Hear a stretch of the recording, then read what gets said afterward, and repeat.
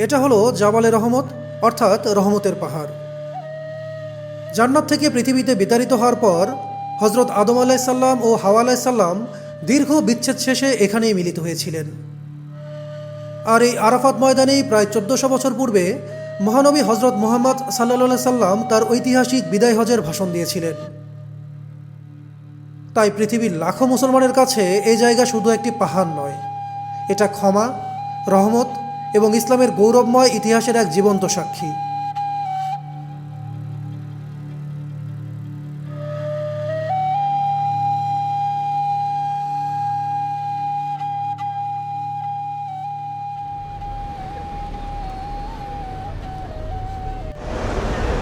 দর্শক বন্ধুরা, আসসালামু আলাইকুম। পবিত্র নগরী মক্কা থেকে আপনাদের সবাইকে স্বাগতম। আজকে মক্কায় আমার তৃতীয় দিন।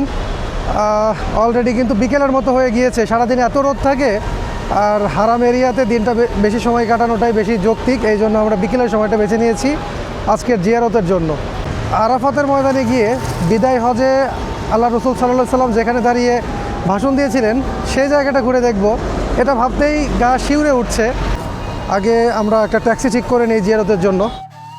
ইব্রাহিম আল খালিল রোড ধরে একটু সামনে এগিয়ে এলেই আপনারা এই ওভারব্রিজের দেখা পাবেন। জায়গাটাকে বলে মিস ফালা স্ট্যান্ড। সকাল 7টা-8টার দিকে বের হলে আপনারা এই রোড থেকেই গ্রুপে জিয়ারা ট্যুরের ব্যবস্থা পেয়ে যাবেন। এটি হারাম শরীফের পাশেই ব্যস্ততম একটি ট্যাক্সি স্ট্যান্ড। এখানে একটা তথ্য অ্যাড করে দেই। এইমাত্র 2-3জন ট্যাক্সি ড্রাইভারের সাথে কথা হলো। এই যে দেখতে পাচ্ছেন, এখান থেকে কিন্তু শেয়ারে আপনারা মদিনা যেতে পারবেন 50 রিয়াল করে। আর একটু পেছনে রেখে এসেছি ইব্রাহিম আল খালিল রোডে, সেখানে আপনারা বাসেও যেতে পারবেন। বাসে ভাড়া পড়বে 35 রিয়াল করে। এই যেখানে ডাকতেছে মদিনা মদিনা ডাকতেছে, মদিনা জেদ্দা সব জায়গায় যাওয়ার ব্যবস্থা হয়ে যাবে। শুধুমাত্র ইব্রাহিম আল খালিল রোডের এই ট্যাক্সি স্টেশনে চলে আসবেন। আমাদের জিয়ারতের বিষয়বস্তু বলার পরে এই যে সামনে হেঁটে যাচ্ছে পাকিস্তানি এক ভাই, উনি ব্যবস্থা করতে চাইলেন। मेरा वालिद आ गए, इसको 25 साल हो गए सिर्फ जियारत करा रहे। 25 साल हो गए? 25 साल हो गए ये मेरे वालिद को सिर्फ जियारत करा रहे। अब तो बहुत एक्सपीरियंस है। हाँ, बाकी किधर गए? वो आ रहा है। वीडियो बने बैठ। अस्सलाम वालेकुम। हाँ हाँ हाँ, मेरा अम्मी और बहन आ रहा है, उसके बाद हम निकल जाएंगे इंशाल्लाह। किधर पहुंच गए वो आ रहे हैं, वो पीछे थोड़ा आगे कर लो, थोड़ा आगे कर लो। बैठो यार, बैठो बैठो। ওকে ব্যাট রাও। 100 রিয়াল আমরা ঠিক করেছি, আমাদেরকে সব জিয়ারত করাই দিবে ইনশাল্লাহ। বিপ্লব ভাই আমার বলতে গেলে পরিবারের সদস্যের মতো, তার সাথে দেখা হয়ে গেল। উনি হচ্ছে কোথা থেকে আসছেন? হুফুফ থেকে। হ্যাঁ, উনি এখানে কাজ করতেছেন, বছরখানিক হয়ে গেছে। তো উনিও আজকে উমরা সম্পন্ন করেছে আলহামদুলিল্লাহ। আমাদের দেখা সাক্ষাৎ হয়ে গেল। এখন হচ্ছে এখানে নাকি 300 রিয়াল ফাইন হয়ে যায়। ভাই আমরা তাহলে যাই, ইনশাল্লাহ আবার দেখা হবে। আচ্ছা, আসসালামু আলাইকুম। আম্মু চলো। ওকে।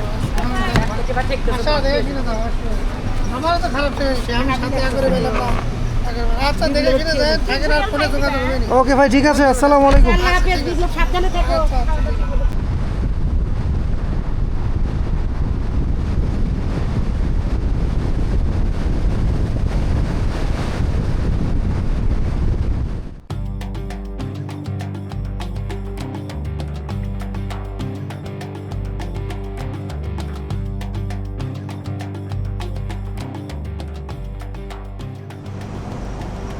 আমরা আমাদের আজকের জিয়ারত সফরের একদম প্রথম স্পটে চলে এসেছি। প্রথম স্পট হচ্ছে জাবালে নূর, অর্থাৎ হেরা পাহাড়, যেখানে কিনা গত এপিসোডে আপনাদেরকে ট্রেক করে নিয়ে গিয়েছিলাম। অ্যাকচুয়ালি ড্রাইভার আঙ্কেলের সাথে একটু মিসকমিউনিকেশনের কারণে উনি প্রথমে জাবালে নূরে নিয়ে চলে এসেছেন। আমাদের প্ল্যান ছিল সব কিছু ঘুরে শেষে হচ্ছে জাবালে নূর আর জাবালে সাউর, এই দুটো জায়গা ঘুরবো। এই যে সামনে একটা পথ দেখা যাচ্ছে, এই দিক দিয়েও কিন্তু হেঁটে ওঠা যায়। একটু দূরে দাঁড়ায় আছি তো এই জন্য একটু দেখাতে সমস্যা হচ্ছে। যাই হোক, এটা হচ্ছে অথেন্টিক পথ, একদম প্রথম পথ, যে পথে আল্লাহ রসুল হেরা পাহাড়ে উঠতেন, হেরা গুহায় যেতেন, খাদিজা রাদিয়াল্লাহু তাআলা আনহা যে পথে যেতেন সেই পথটা হচ্ছে এই দিক দিয়ে। আর পরবর্তীতে কালকে যে কালচারাল একাডেমি হয়ে আমরা গেলাম, সেই পথটা হলো পরবর্তী তৈরি করা হয়েছে।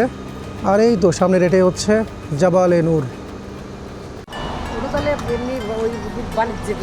হ্যাঁ হ্যাঁ হ্যাঁ, আম্মু অনেকটা আবেগপ্রবণ হয়ে গেছে এই রাস্তায় এসে।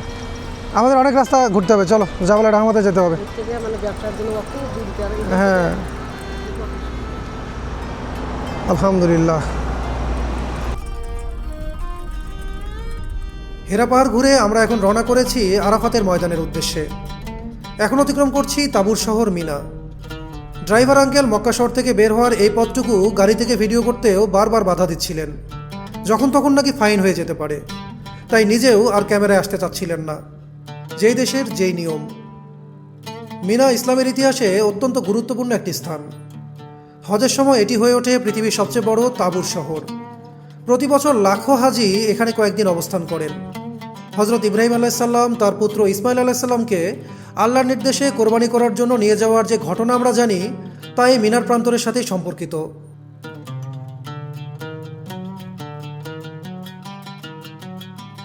একটু পরে এ পথে ঠিক সামনে থেকে শুরু হচ্ছে আরাফাতের সীমানা।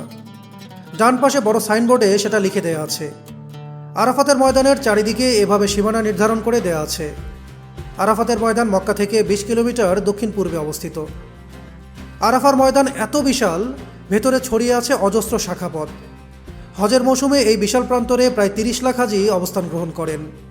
তাদের আবাসনের জন্য ছোট বড় নানা স্থাপনা নির্মাণ করে রাখা হয়েছে এখানে সেখানে। এছাড়া সারা বছর এগুলো এমন নির্জনই পড়ে থাকে। আশেপাশে কোনো বসতির অস্তিত্ব পর্যন্ত নেই এখানে। আরাফার গাছগাছালি সুশোভিত প্রান্তরে আমাদের ড্রাইভার মনে হচ্ছিল দিকভ্রান্তের মতো ঘুরছেন। অবশেষে একটা রাস্তার প্রান্তে মানুষের দেখা মিলতে লাগলো। জানতে পারলাম আমরা জাবালে রহমত পাহাড়ের নিকটে চলে এসেছি।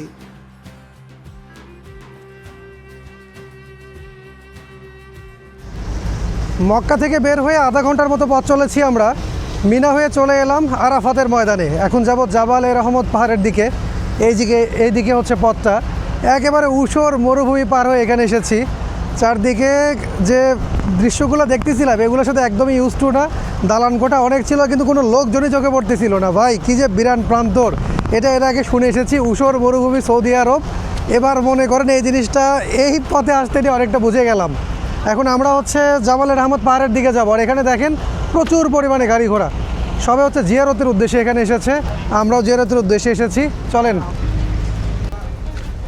ওকে, আমরা আগাইতে থাকি। আমার মা বোনদের সামনে কোথায় চলে গেল, আমি তো এখানেই দাঁড়াইতে বলছিলাম।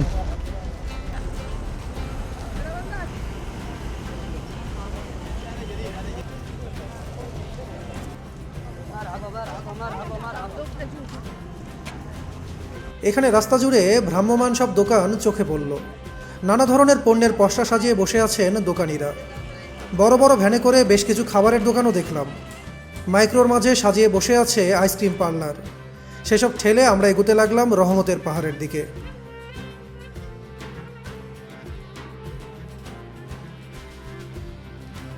জাবালে রহমতের সামনে বেশ বড় একটি গেট।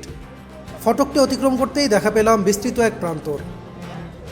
সব কিছু ছাপিয়ে সামনেই দাঁড়িয়ে আছে রহমতের পাহাড়, জাবালে রহমত। ইসলামের ইতিহাসে এই জায়গার গুরুত্ব ব্যাপক।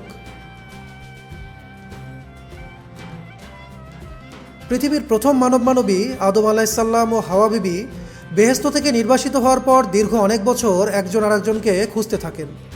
ধারণা করা হয় অবশেষে এই জাবালে রহমতের পাদদেশে এসেই সাক্ষাৎ হয় তাদের দুজনার। আমরা এখন জাবালে রহমত পাহাড়ের একেবারে নিচে অবস্থান করছি।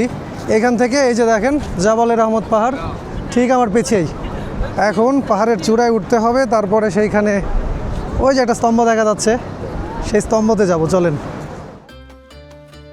নবীজি সাল্লাল্লাহু সাল্লামেরও অনেক স্মৃতি বহন করছে এ পাহাড়। 632 খ্রিস্টাব্দে মহানবী সাল্লাল্লাহু সাল্লাম তার শেষ হজ পালন করেন। এই ময়দানেই তিনি ইতিহাস খ্যাত বিদায় হজের ভাষণ দেন। এই বিকেলের দিকটায় প্রচুর পরিমাণে লোক। দুপুরে আসলে রোদে টেকা যায় না, আবার বিকেলে আসলে লোকের সমাগম বেশি। আসলে ছোটো বোন আর আম্মুকে নিয়ে ট্যুর করতেছি, সেই জন্য দুপুরের রোদে টই টই করে এসব জায়গাগুলোতে ঘোরা যৌক্তিক না।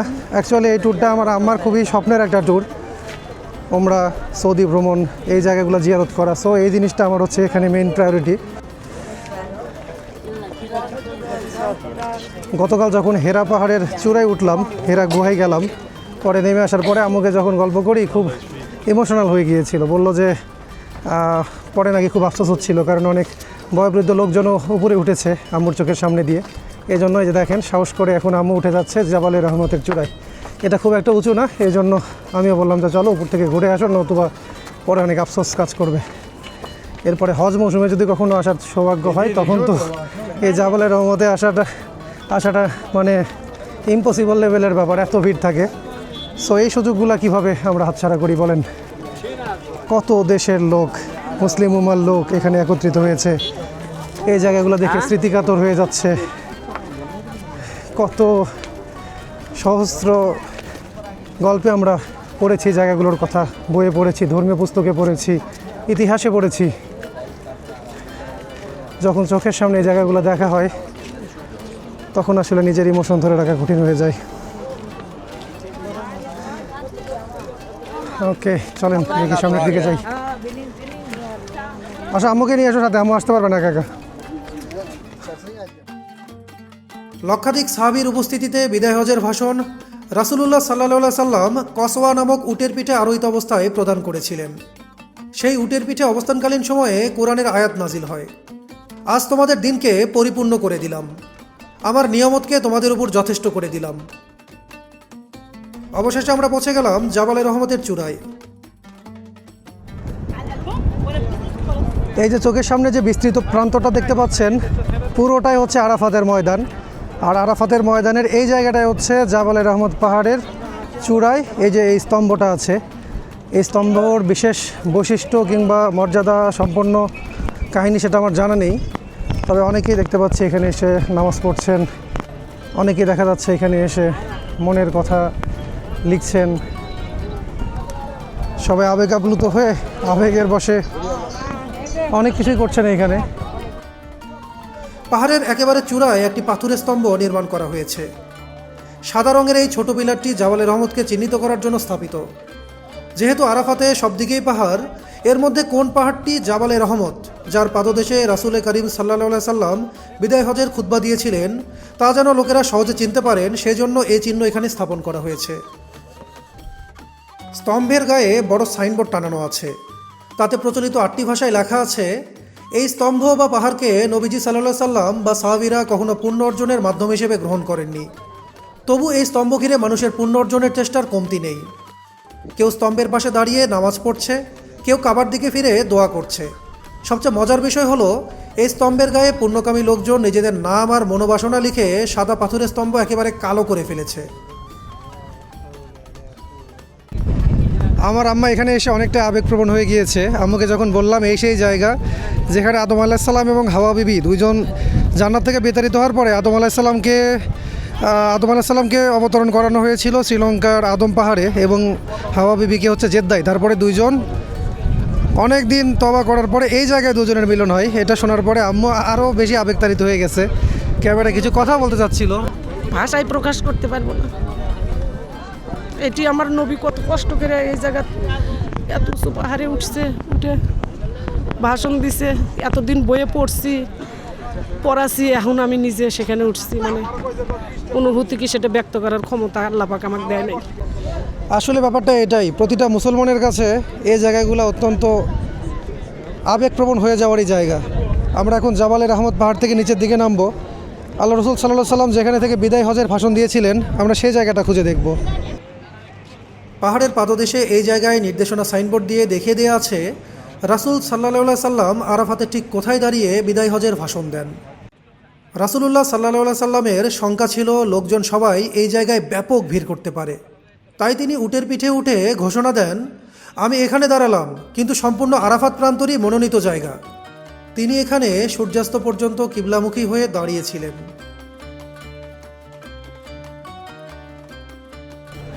আরাফাতের ময়দান থেকে এখন বের হচ্ছি। এখান থেকে আমরা যাব মিনা মুজদালিফার দিকে।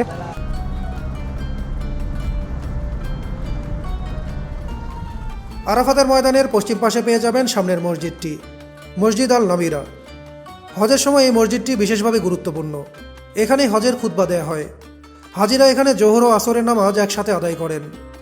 আশেপাশে কোনো বসতি না থাকায় সারা বছর এই মসজিদে কোনো ওয়াক্তিয়া নামাজ হয় না।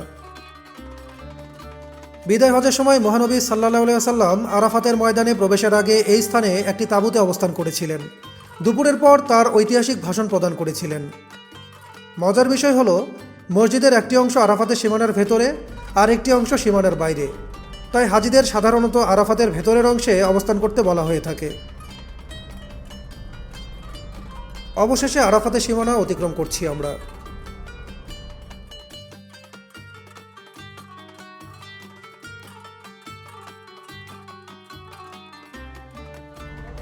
এরপর মুজদালিফা অতিক্রম করে আমরা চলে এলাম মিনার দিকে।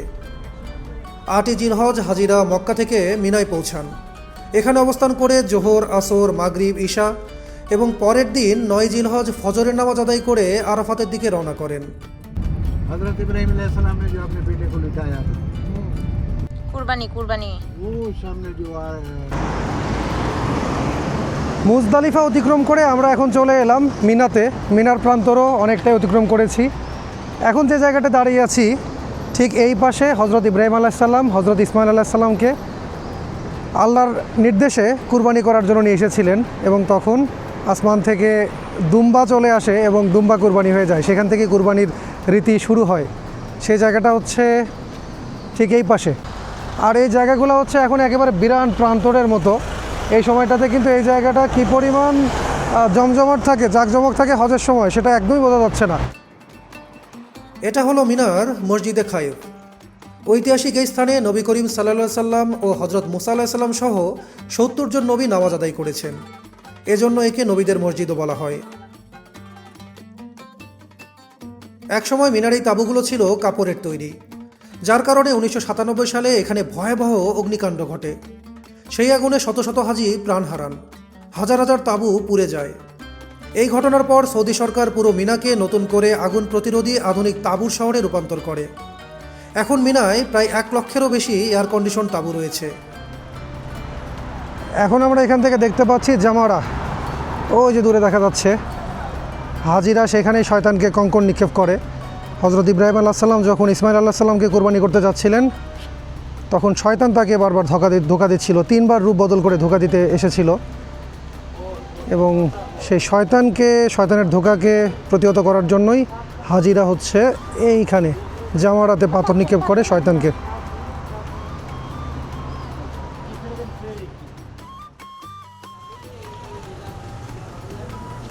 এই মুহূর্তে আমরা চলে এসেছি আমাদের আজকের জিয়ারত ট্যুরের একদম শেষ স্পট জাবালে সাওরের নিচে। ওই তো যে পাহাড়টা দেখা যাচ্ছে সামনে, ওটাই জাবালে সাওর। ছোট ছোট লাইট জ্বলতেছে দেখেন, খুব একটা ক্লিয়ার দেখা যাচ্ছে না, ওই দিকটা অন্ধকার, তারপরেও যতটুকু বোঝা যায় আর কি। এই যে দেখেন, অ্যাকচুয়ালি জিয়ারত ট্যুরগুলো কিন্তু আপনারা যদি ড্রাইভারদের সাথে করেন, ওনারা 1.5-2 ঘন্টায় সবগুলো জায়গায় ঘুরাই দেখাবে। প্রতিটা জায়গাতেই হলো দৌড়াদৌড়ি। আপনারা যদি নিজেদের মতো করে ঘুরে দেখতে চান, তাহলে কিন্তু ড্রাইভারদের সাথে সেইভাবে আগেই কথা বলে নেবেন। আর জাবালে সাওরের নিচে আসার পরে আম্মুকে যখন হিস্ট্রি বললাম, এমনভাবে কান্নাকাটি শুরু করে দিছে, নিজেকে একদম সামলাতেই পারতেছে না। দেখো কত কষ্ট করে এখানে উঠছে যখন হিজরত করতেছিল। আবু বকর সিদ্দিক রাদিয়াল্লাহু আনহু উনি একেবারে আঙ্গুলের ডগা দিয়ে হেঁটে হেঁটে ওইখানে উঠাইছেন রসুলকে কাঁধে নিয়ে। আর আমরা তারপরে দরুদ পড়তে কার্পণ্য করি।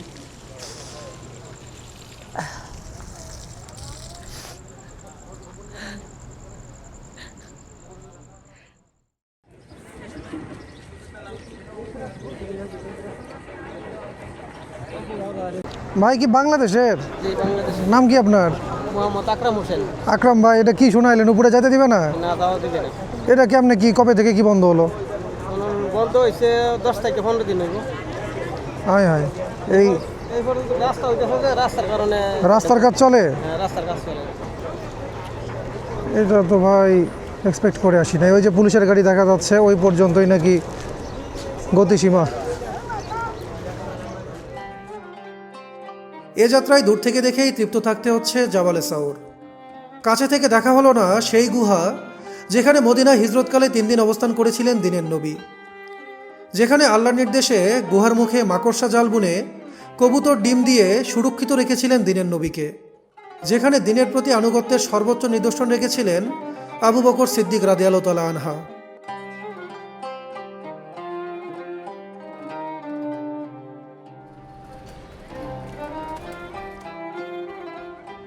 মসজিদ আল হারামের প্রাঙ্গণে আমরা এখন চলেছি মহানবী হজরত মুহাম্মদ সাল্লাল্লাহু আলাইহি সাল্লামের লোকমুখে প্রচলিত জন্মভিটার খোঁজে। এটি সাফা ও মারওয়া পাহাড়ের কাছে বর্তমান মসজিদুল হারামের পূর্ব দিকে অবস্থিত।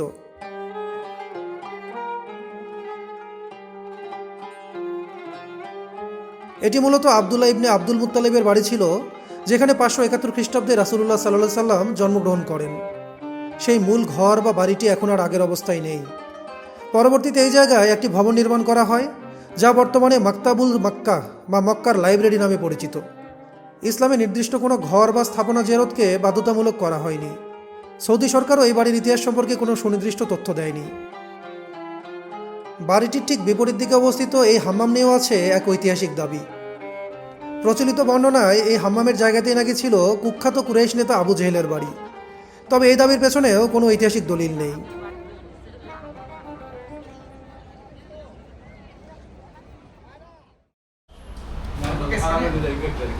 আমাদের আল কিসওয়া টাওয়ার হোটেলের পাশেই আমরা এই বাংলাদেশি হোটেলটা সন্ধান পেয়েছি, আলিফা বাংলাদেশি রেস্তোরাঁ। এই হোটেলটা খুঁজে পেয়ে খাওয়া দাওয়ার সমস্যা অনেকটা নিরসন হয়ে গিয়েছে। এখানে দেখতে পাচ্ছেন এটা হচ্ছে গরুর মাংস, প্রায় 6-7 পিসের মতো গরুর মাংস দেয়, ডাল থাকে, সাথে হচ্ছে ভাত, সব মিলে হচ্ছে 15 রিয়াল। আর এক্সট্রা যদি একটা গরু নিয়ে দুজন ভাত খেতে চান তাহলে ভাতের জন্য 4-5 রিয়াল করে অ্যাড হয়ে যায় আর কি। এইদিকে আম্মু বলতেছিল যে রাতে রুটি খাবে, রেস্টুরেন্টে রুটি শেষ হয়ে গেছে, পাশের রেস্টুরেন্ট থেকে নিয়ে আসা হলো খবুজ, 2টা রুটি, এটা হচ্ছে আধা রিয়াল। খাইতে কেমন? ভালো, মজা আছে।